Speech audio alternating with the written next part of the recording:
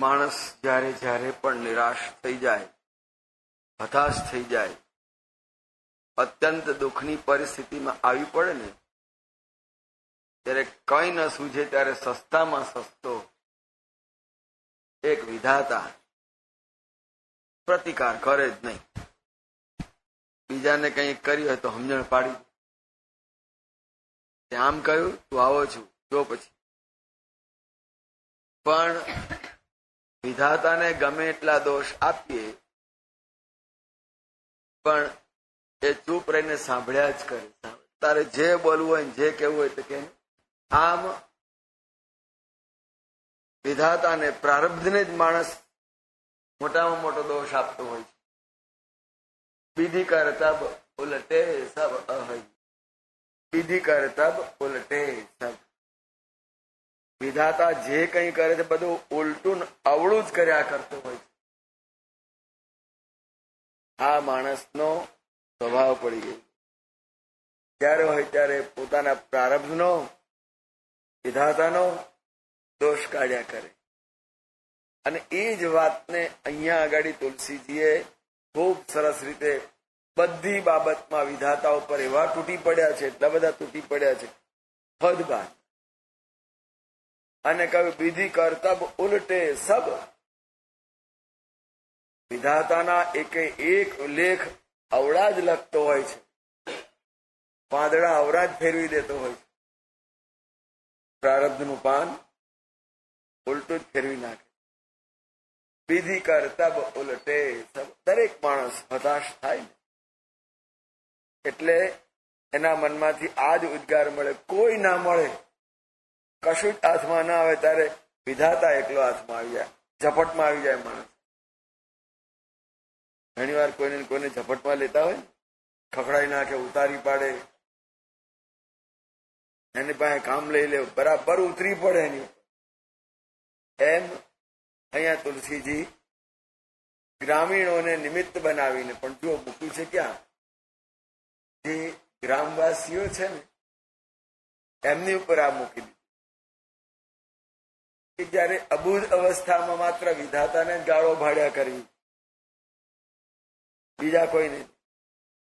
જો માણસ તો સમજે કે ભાઈ હવે આવું થઈ ગયું, આ પ્રમાણે થયું, એમાં બીજા કોને દોષ દેવો?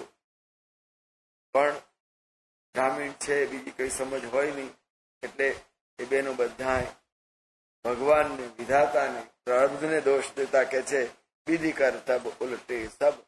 એક નહીં, બધા જ.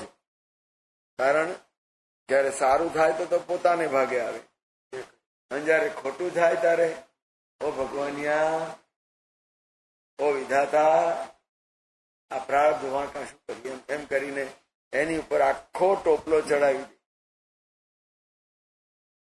રૂખ કલ્પતરુ સાગર ખારા. કલ્પવૃક્ષ આટલું સરસ બનાવ્યું. એ કલ્પવૃક્ષની નીચે બેસીને જે કલ્પના કરો, જે વિચાર કરો એ કૃતાર્થ સાર્થક. હવે આવું સરસ કલ્પવૃક્ષ બનાવ્યું, એને ન તો ફૂલ મૂક્યા, ના તો ફળ મૂક્યા, ના તો કોઈ સુવાસનું કોઈ. કેવો અવળચંડો છે વિધાતા! આટલું સરસ વૃક્ષ અને આ કઈ સાગર ખાર. સાગર આટલો બધો પાણી ભરેલો વિશાળ બનાવી દીધો, અને પાણી વગર દરેક કોઈ પણ જીવન શક્ય નથી. તે પાણીનો ઉપયોગ કોઈને ના કરવા દે એટલા હાથર ખારો બનાવી. ઘણી વાર ઘણા માણસ કોઈને અડવા ના દઉં, કોઈને ઉપયોગ ના કરવા દઉં, વાપરવા જ ના દઉં, એને કંઈક અવળું કરીને મૂક્યા વર્તન એટલે કોઈનાથી વપરાય. એમ આ ગ્રામવાસીઓ વિધાતાને કે છે સાગર ખારા. મીઠો કર્યો હોત તો કોઈને પાણીની તકલીફ પડત ખરી, આટલી સમસ્યા ઉભી થાત ખરી, કે વરસાદને માટે કાયમ પ્રાર્થનાઓ કરવી પડે, કાગને ડોળેની રાહ જોવી પડે, છતાંય તાપથી તપીને થાકીએ. આ વિધાતા કેવો છે, દરિયાને ખારો કરી નાખે. તેહી પઢે બન. બસ આ એણે જ આટલા સુંદર રાજકુમારો અને એનું આટલું સુંદર સૌંદર્ય છે, આટલા સુંદર દર્શનીય છે, અને રાજકુમારો છે પાછા. એ વાર્તા કેવી હોય? એક રાજા હતો, બહુ મોટો રાજા હતો, અને જંગલમાં રહેતો. સાચી વાત કહેવાય. રાજા તો રાજમાં રહે, બહુ શક્તિશાળી, બહુ મોટો રાજા હતો, પણ જંગલમાં એનું રાજ. શું કરવાનું? તો અહીંયા આગળ તેહી પઢે બન રાજકુમાર. બસ આ એ જ વિધાતા એ જેને સાગર દરિયાને ખારો કરી નાખ્યો અને કલ્પવૃક્ષને ફળફૂલ વગરનું રચ્યું, એ જ અવળો એણે જ આ રાજકુમારોને વનવાસમાં ધકેલી દીધા. પણ ત્યાં એની પાછળનું કારણ શું? એ જ તુલસીદાસજી કે છે.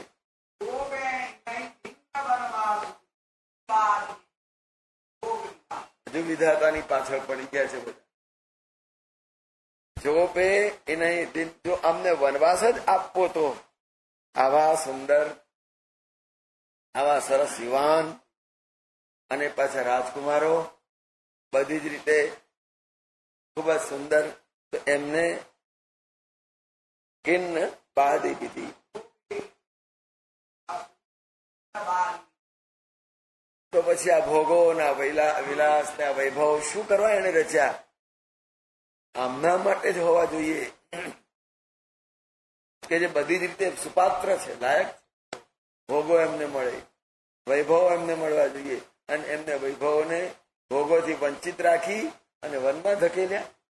એટલે જો આમને વનવાસ જ આપવો તો, આવી રચનાને તમારે વનવાસ જ આપવો તો પછી વિધાતા શું કરવા મહેનત કરી? વૈતરું આટલું બધું કર્યું, આ સૃષ્ટિનું સર્જન કરવાનું, આટલા વૈભવો, આ બધા ભોગો, અને આટલી અદ્ભુત સૃષ્ટિને ઉત્પત્તિ કરી જ શું કરવા? જો જંગલની અંદર ઝાડ નીચે અને પાંદડાની પથારીમાં સુવાનું હોય તો, જો ઉઘાડા પગે જ વનમાં અમને ફરવાનું તે લખ્યું હતું, તો જે એને લાયક છે એવા આટલી બધી સુંદર મોટર ગાડીઓ અને વિમાન ને આ રથ ને બધું શું કરવા રચ્યું? તે એના માટે ખોટી મહેનત વૈતરું શા માટે કર્યું? આપવાતા તો અમને આપવાતા, લાયક તો આ હતા સુપાત્ર, કે રથમાં બેસીને, વાહનમાં બેસીને ફરવા લાયક, એટલા તો સુંદર છે. અને એમને ઉઘાડા પગે અને વનમાં તને જરાય શરમ ના આવી? વિધાતાને કે છે અક્કલ છે કે નહીં તારામાં, કે આવું રચ્યું તો આવું અમને માટે બનાવવું હતું ને? એમ કરીને વિધાતાને એટલા બધા દોષ આપે છે. જો આમને વનવાસની અંદર વૃક્ષ નીચે પાંદડા અને ઘાસની પથારીમાં જ સુઈ રહેવાનું લખ્યું, તો એ બધી એ શા કામ? આટલા સુંદર રાજકુમારો એમને આ રીતે, અને તે આટલી મોટી શયન પલંગ ને સૈયાઓ અને આટલું બધું શું કરવા રચ્યું? શા માટે તૈયાર કરાવડાવ્યું? જો એમને ન વાપરી શકે, વાપરવાના તો બીજાના અધિકાર, બીજા કયા એવા લાયક છે? કોના માટે ત્યાં રચ્યું? સુભગ સેજ કત સૃજત. આટલી સુંદર સૈયાઓ, પથારીઓ શા માટે? બીજાને માટે તે રચી. તો તે રચી જ શું કરવા? જે જરૂર હતી, જે જરૂરિયાત હતી, જેને વાપરવાની, ભોગોની, આવા સુંદર શયનોની, એમને તો તું વનમાં ધકેલી રહ્યો છે. વિધાતાને જો વૃક્ષો નીચે જ રહેવાનું હોય તો આટલી મોટી મહેલાતો અને રાજમહેલો શું કરવા બનાવ્યા? તે બનાવડાયા. જેને વિધાતા એટલે એને બ્રહ્માજી કહ્યું. બ્રહ્માજી એટલે આજના આર્કિટેક્ચર, સ્થપતિઓ જેને કહેવાય, એન્જિનિયરો. તો કે છે આ બધું તે શું કરવા બનાવડાયું? આવી ડિઝાઇનો કરી શા માટે?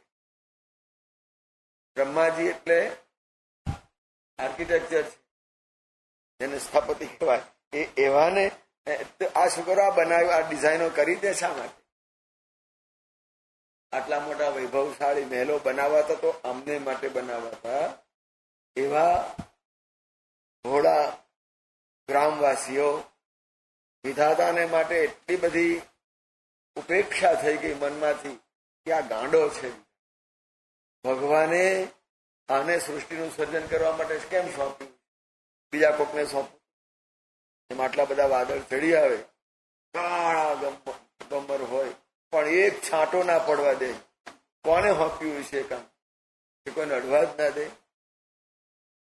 કેટલાક માણસો એવા, માણસોની માફક જ હોય, માણસો એવા હોય, ઘણું બધું હોય તો એક દમડી ના છૂટે.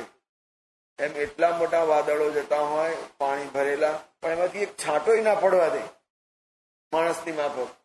અને કેટલા એવા ઉદાર હોય તે વર્ષી જ જાય, વર્ષી જ જાય.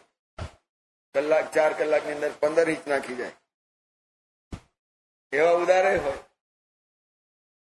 એમ વિધાતાને આ કામ સોંપી શું કરવા આવા કંજૂસને?